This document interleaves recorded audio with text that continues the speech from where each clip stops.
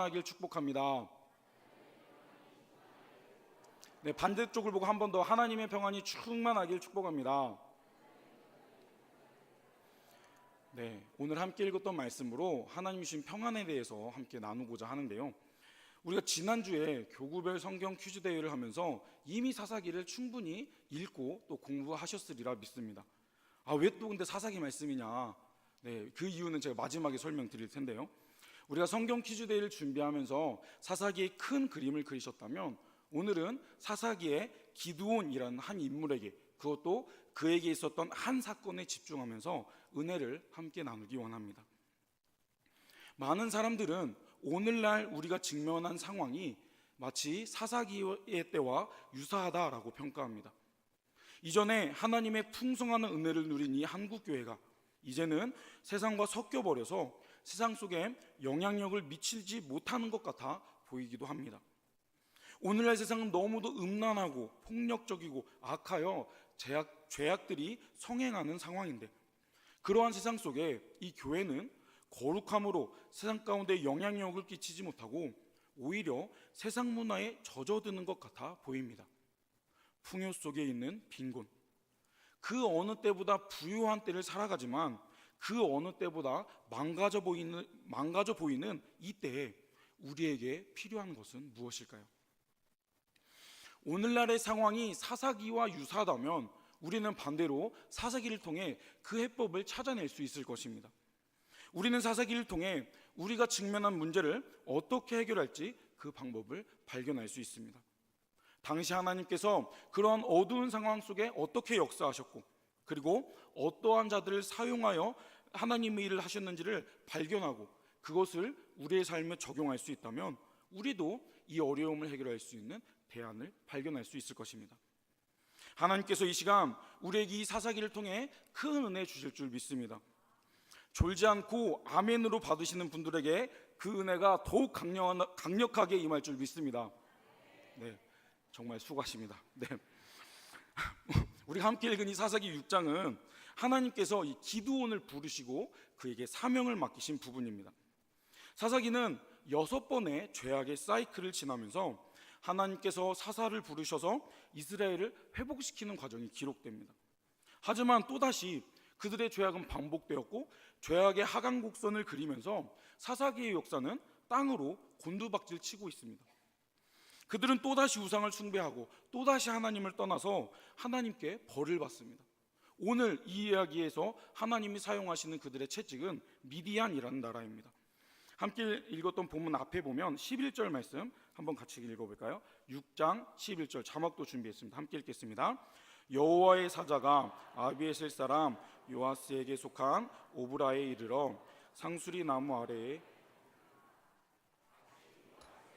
기드온이 미드안 사람에게 알리지 아니하려 하여 밀을 포도주 틀에서 타작하더니, 기드온이 처음 하나님을 만나는 장면입니다. 그는 무엇을 하고 있죠? 그는 포도주 틀에서 밀을 타작하고 있었습니다. 여러분, 포도주 틀이 어떻게 생긴지 아시나요? 당시 포도주 틀은 오늘날의 야외 수영장과 같은 그런 움푹 패인 곳이었습니다. 그곳에 이제 포도를 다 담아서 발로 밟아서 즙을 내는 곳이 포도주 틀이었죠. 밀을 타작하기에는 매우 불편한 곳이었습니다. 그런데 왜 기드온은 이곳에서 밀을 타작하고 있었던 걸까요? 당시 미디안 사람들의 공격으로 곡식의 약탈이 심하던 때였습니다. 미디안 군사들은 6장 5절에 기록된 표현을 보자면 메뚜기 떼와 같이 이스라엘을 약탈하고 있었습니다. 그들의 세력이 너무도 강력하기에 저항할 힘이 없기에 그는 몰래 숨어서 그들의 눈을 속여서 포도주 틀에 숨어 밀을 타작하고 있는 것이었죠. 거기에서 타작을 하면 움푹 패인 곳이기 때문에 멀리에서 그가 무엇을 하는지 확인할 수 없었을 것이었습니다. 그런데 그의 모습은 참으로 처량합니다. 그는 혹시나 미디안 군사들이 들키지 않을까 두리번거리면서 조심스럽게 밀을 타작하고 있었던 것이죠. 이 땅에서 가진 것, 그 조금의 밀을 지키기 위해서 발버둥 치고 있는 연약한 자의 모습의 그대로의 모습입니다. 하나님은 그렇게 연약하고 처량한 기드온을 찾아와 주십니다. 아니, 그런데 하나님은 수많은 기드온의 모습 가운데 기드온의 정상적인 일들을 할 때 찾아오시지 가장 민망하고 연약할 때 그를 찾아오신 것일까요? 기드온이 가장 민망하고 연약할 때 하나님께서 그를 만나주시고 불러주신 이유는 하나님은 우리의 연약함도 모두 알고 계신다는 것을 우리에게 보여주고 계십니다. 기드온은 가장 처량한 모습이었지만 하나님은 기드온의 그런 있는 모습 그대로 그를 만나주셨습니다. 혹시 하나님 앞에 서기에 민망하다 여기시는 분이 계십니까? 나의 반복되는 죄악이 너무도 커서 또 나의 연약한 모습 때문에 하나님 앞에 설 수 없다라고 주저하고 계신 분이 계십니까? 그렇다면 주저하지 마십시오. 여러분의 그러한 민망함은 여러분의 생각일 뿐입니다. 내가 민망하고 또 민망하지 않음의 크기는 하나님 앞에서 우리가 얼마나 연약하고 부족한 자인지를 알게 된다면 그것은 그리 큰 문제가 되지 않을 것입니다. 우리의 있는 모습 그대로 사랑하시는 그 하나님께 나의 연약함을 그대로 드러내 주시길 바랍니다. 하나님은 우리를 언제 부르시든 상관없이 우리를 통하여서 하나님의 일을 이루어 가시는 분이시기 때문입니다. 우리의 연약함은 하나님 앞에 설 수 없는 보잘것없는 모습일 것입니다. 하지만 이 기드온을 큰 용사로 부르신 하나님께서 우리도 큰 용사로 부르실 줄 믿습니다. 왜냐하면 기드온과 여호와께서 함께 하시듯 오늘 우리와도 하나님께서 함께 하신다 약속하시기 때문입니다. 우리는 연약한 자입니다. 매번 반복되는 죄악으로 넘어지고 작은 문제에 두려워하고 고민하는 자들입니다. 하지만 걱정하지 마십시오. 하나님은 우리의 모든 것을 알고 계신 창조주이시기에 우리의 연약함을 있는 그대로 알고 계십니다. 따라서 우리에게 필요한 것은 하나님 앞에 가면을 쓰고 나아가는 것이 아니라 가식적인 외식하는 모습이 아니라 있는 모습 그대로, 연약한 모습 그대로, 나에게 주신 달란트대로 하나님께 나아가고 그 말씀에 순종하기만 하면 되는 것입니다. 기드온은 결국 연약한 자였습니다. 하지만 이후에 하나님의 부르심에 순종하며 나아갈 때 하나님은 그를 통하여서 민족 구원이라는 놀라운 사명을 이루어 가셨습니다. 그 하나님께서 오늘 우리의 삶 가운데서도 역사해 주실 줄 믿습니다. 그렇다면 오늘 말씀에서 기드온을 만난 이 천사는 그에게 뭐라고 말을 걸었을까요? 12절 말씀 함께 읽어보기 원합니다. 12절입니다. 여호와의 사자가 기드온에게 나타나 이르되 큰 용사여 여호와께서 너와 함께 계시도다. 아멘. 아멘. 그런데 이 천사의 표현이 정말 좀 이상합니다. 큰 용사요. 지금 기드온은 가장 처량하고 연약한 자의 모습인데 그에게 큰 용사라고 말합니다. 이 상황은 말도 안 되는 상황이기에 오히려 천사가 기드온을 놀리는 것은 아닐까라고 생각할 수 있는 모습입니다. 하지만 우리는 그 다음에 천사가 한 말을 주목해야 합니다. 다시 한번 12절 말씀 읽어볼까요? 12절입니다. 여호와의 사자가 기드온에게 나타나 이르되 여호와께서 너와 함께 계시도다. 아멘. 아멘. 지금 처량한 기드온은 아무런 보잘것없는 연약한 자의 모습입니다.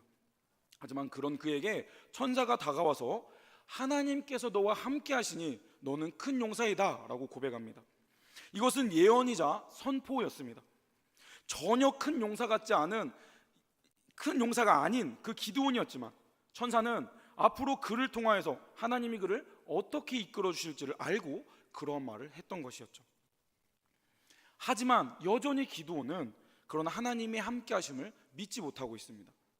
지금의 그가 직면한 상황이 너무도 부정적이기 때문입니다. 그는 이해가 되지 않았습니다. 그래서 천사에게 따지죠. 왜 하나님이 우리와 함께 하신다면서 우리에게 이런 어려움이 일어나는 겁니까? 이렇게 처량하게 저는 왜 포도주 틀에 숨어서 밀을 타작해야 되는 것입니까? 우리 조상들에게 보여주셨던 하나님의 능력이, 그런 하나님의 이적이 왜 우리에게 나타나지 않는 것입니까? 하나님은 우리를 버리셔서 미디안의 손에 넘겨주신 것은 아니십니까? 그는 천사에게 따집니다. 그는 그들이 당하고 있는 그 고난의 원인을 바로 알지 못했습니다. 하지만 그들이 당하는 어려움은 우리는 알고 있죠. 하나님이 내리신 진노의 징벌이었습니다.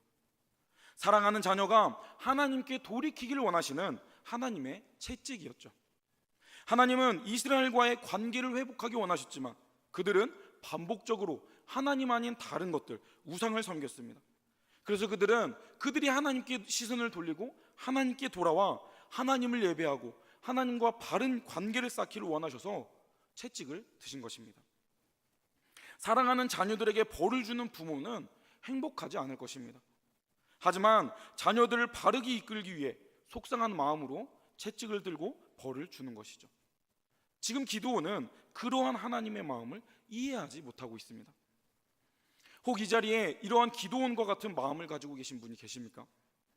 혹시 우리에게 이해 못할 어려움이 있다면 내가 과연 하나님과 바른 관계를 맺고 있는지 우리의 삶을 돌아봅시다. 과연 이 고난을 통해 하나님 나에게 무엇을 원하시는지 끊임없이 묻고 기도하며 나아가시길 바랍니다. 모든 고난이 물론 하나님의 징벌이다 라고 말하는 것은 조심스럽습니다. 하지만 때로 하나님은 나에게 직면한 어려움을 통해 하나님과 나의 관계를 회복하기 원하시고 내가 하나님을 다시 바라보기 원하시는 기다리고 계심을 우리가 기억해야겠습니다. 기드온은 천사에게 따졌습니다. 그런데 그것이 하나님이 그를 부른 목적이기도 했습니다. 기드온은 어쩌면 알고 있었을지 모릅니다. 미디안이 현재 7년 동안 압제를 가하고 있었지만 이전에 40년간은 드보라와 바락에 의해 가나안 왕 야빈을 진멸시키고 이스라엘은 평안을 누렸습니다. 어려운 상황 속에 하나님은 사사들을 보내셔서 그 어려움들을 해방시키셨음을 그는 경험하였고 또 조상들을 통해 전해 들었을 것입니다. 지금 그때가 되었는데 기드온은 자신이 그걸 감당할 자격이 없었음을 알고 있었습니다. 역사 속에 들었던 놀라운 인물들처럼 적을 쳐부수고 평안을 가져올 힘이 자신에게 없다는 것을 그는 너무도 알고 있었고 그것을 솔직하게 천사에게 말하는 것이죠. 하지만 그런 그에게 천사는 반복하여 말합니다.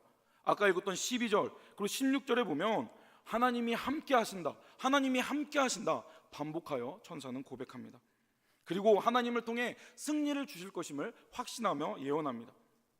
우리는 여기에서 놀라운 사실을 발견할 수 있습니다. 하나님께서 함께 하신다면 모든 것이 가능함을 믿으시길 바랍니다. 하나님이 함께 하시면 모든 것을 할 수 있음을 믿으시길 바랍니다.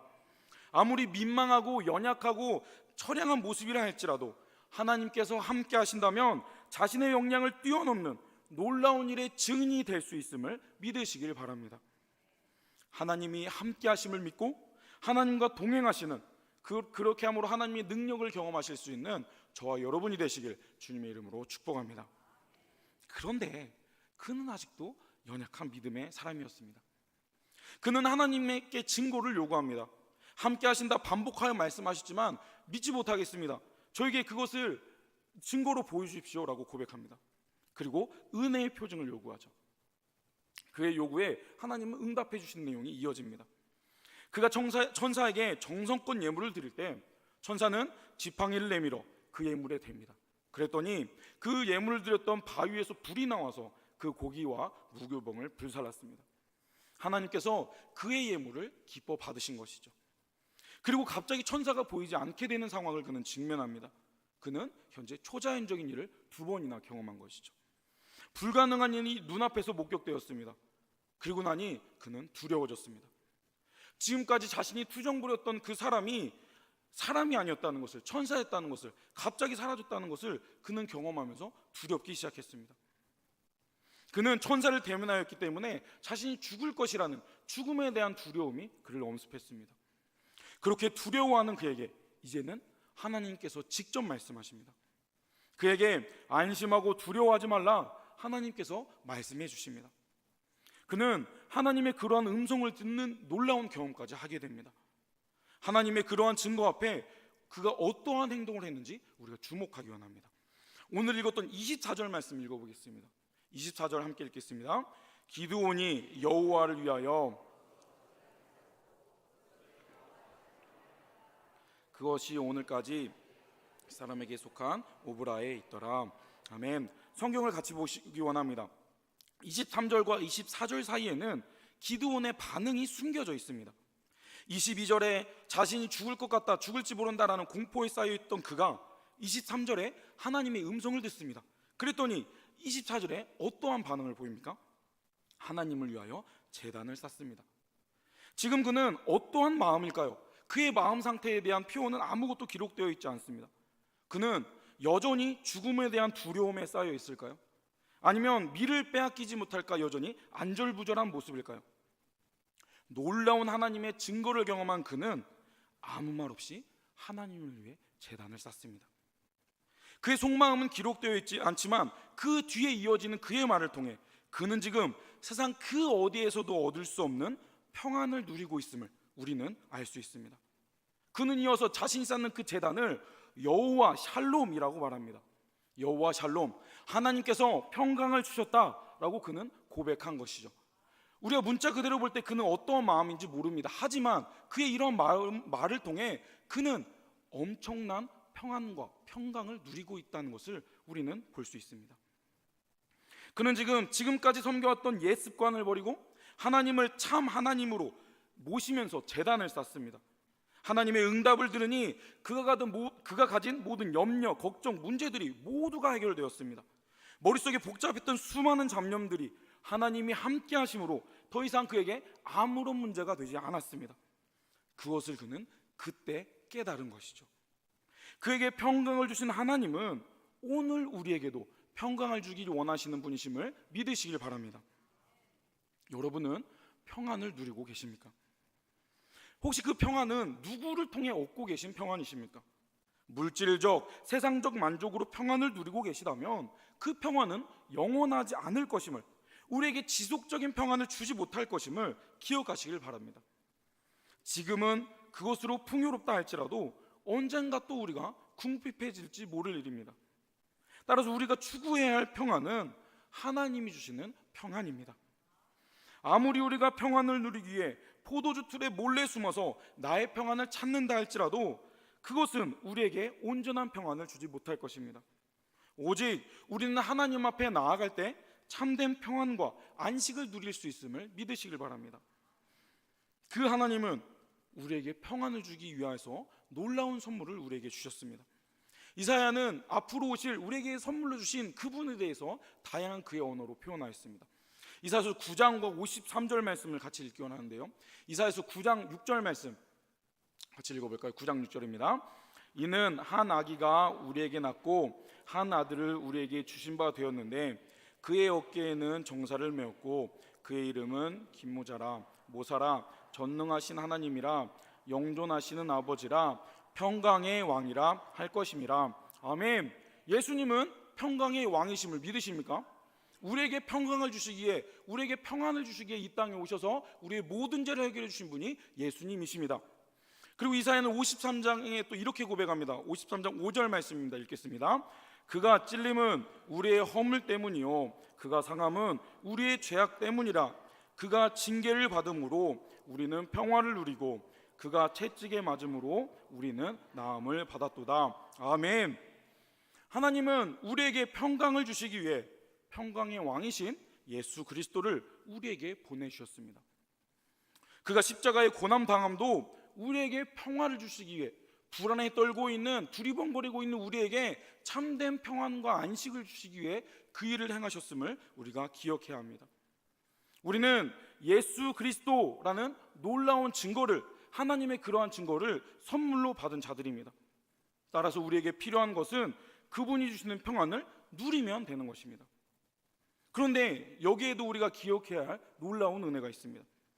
기드온은 하나님이 너와 함께 하신다라는 말을 2번이나 천사를 통해 들었습니다. 하지만 그 말을 들을 때에는 그는 그것이 실제함을 느끼지 못했습니다. 하지만 그가 그것을 깨닫는 그 순간 그에게 평안이 찾아왔습니다. 아무리 지적으로 알고 많이 들었다고 해서 알아진 게 아니라 그가 그것을 깨닫는 순간, 아, 하나님이 나와 함께 하시는구나 라는 것을 깨닫는 순간 그에게 평안이 찾아왔던 것이죠. 하나님이 반복되어 얘기할 때 그는 그것을 이해하지 못하였습니다.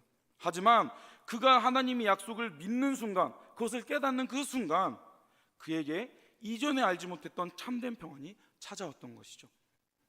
하나님이 우리에게 보여주신 예수 그리스도라는 평강의 선물을 우린 수도 없이 듣습니다.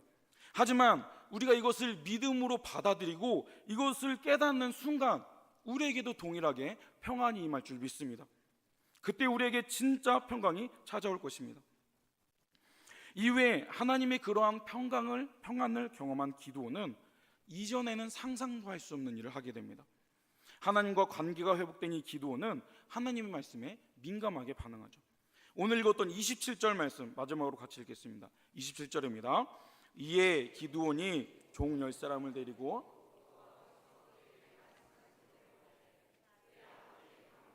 그 성읍 사람들을 두려워함으로 감히 낮에 행하지 못하고 밤에 행하니라.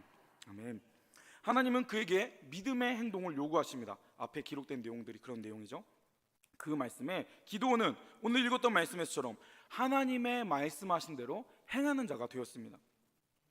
물론 각각 그 소견에 오른 대로 행하던 세상에서 하나님은 하나님의 말씀대로 행하는 자를 부르셨고 그 은혜 받은 자가, 깨달은 자가 그렇게 행할 수 있게 된 것이죠.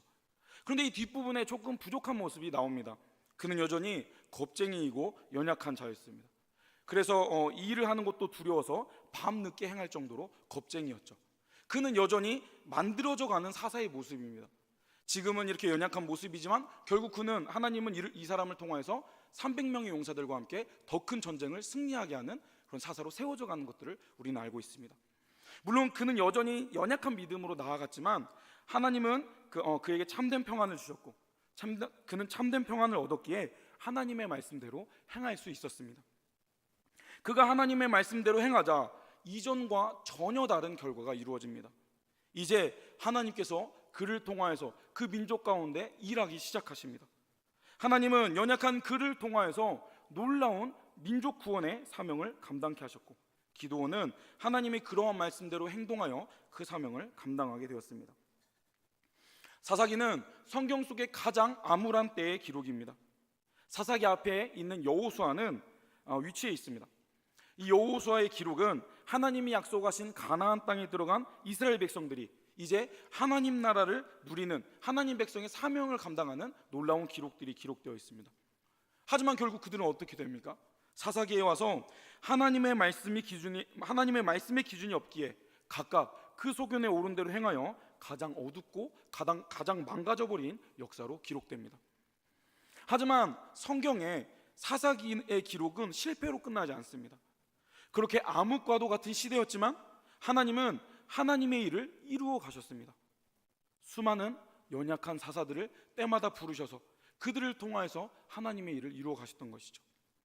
그리고 사사기 이후에는 사무엘상하로부터 시작하는 하나님께 칭찬받는 다윗 왕조의 이야기가 기록되어 있습니다. 여호수아서 그리고 사무엘서 그 사이에 거대한 승리 사이에 이 사사기는 너무도 깊은 실패의 골짜기와 같이 보입니다. 하지만 하나님은 그런 골짜기와 같은 곳에서도 일하고 계십니다.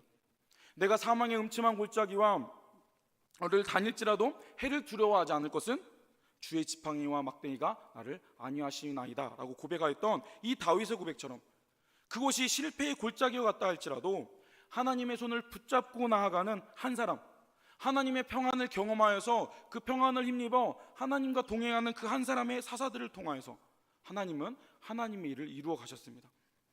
하나님은 역사상 가장 암울한 역사인 사사기 속에서도 하나님의 사람들을 세워 그들을 통해 하나님의 사명이 끊어지지 않았음을 우리는 발견할 수 있습니다. 한국교회는 이전에 큰 영광을 경험하였습니다. 하지만 지금은 그 영광이 모두 사그라져 버린 것 같고 다시는 회복하지 못할 것 같은 부정적인 평가들이 있습니다. 이러한 상황 속에서 우리는 사사기를 통해 하나님의 뜻을 발견하기 원합니다. 아무리 죄악이 만연한 때라 할지라도 하나님은 하나님의 평안을 경험한 한 사람, 사사를 통해 하나님의 일을 이루어 가셨습니다. 오늘날이 사사기와 같다면, 오늘날이 사사기와 같이 암울한 때라면 오늘날도 동일하게 하나님은 사사와 같이 하나님의 평안을 경험한 하나님의 사람을 통해 하나님의 일을 이루어 가실 것입니다. 하나님이 주시는 평강을 경험한 자들이, 하나님이 함께 하심을 깨달은 자들이 하나님의 사명을 감당하며 하나님의 역사를 써나갈 것입니다. 그것이 우리가 되어야 되고 우리의 자녀들이 되어야겠습니다. 말씀을 맺겠습니다. 왜 또 사사기를 하느냐? 이것 때문에 했습니다. 이번 여름 우리 유치부와 유년부에서 여호와 샬롬이라는 주제로 기드온에게 평강을 허락해 주신 하나님의 말씀을 선포하게 되었습니다. 이러한 하나님의 놀라운 증거를 통해 여호와 샬롬을 외쳤던 기드온처럼 우리의 자녀들이 여호와 샬롬의 은혜를 누릴 수 있도록 많이 기도해 주십시오. 여호와 샬롬, 하나님은 평안이십니다. 하나님은 평안할 수 없는 자에게 평안을 주시는 분이심을 믿으시길 바랍니다. 하나님은 연약하여 스스로 평안을 누릴 수 없는 자에게 평안을 누리는 방법을 주시는 분이십니다. 기드온에게 평안을 약속하신 하나님께서 오늘 우리에게 예수 그리스도의 사랑을 보여주심으로 평안을 얻게 하셨음을 기억하시길 바랍니다. 그러므로 평강의 왕이신 예수님을 굳게 붙잡으심으로 참된 평안과 안식을 누리실 수 있는, 그렇게 하나님께 쓰임 받으실 수 있는 저와 여러분이 되시길 주님의 이름으로 축복합니다. 아멘.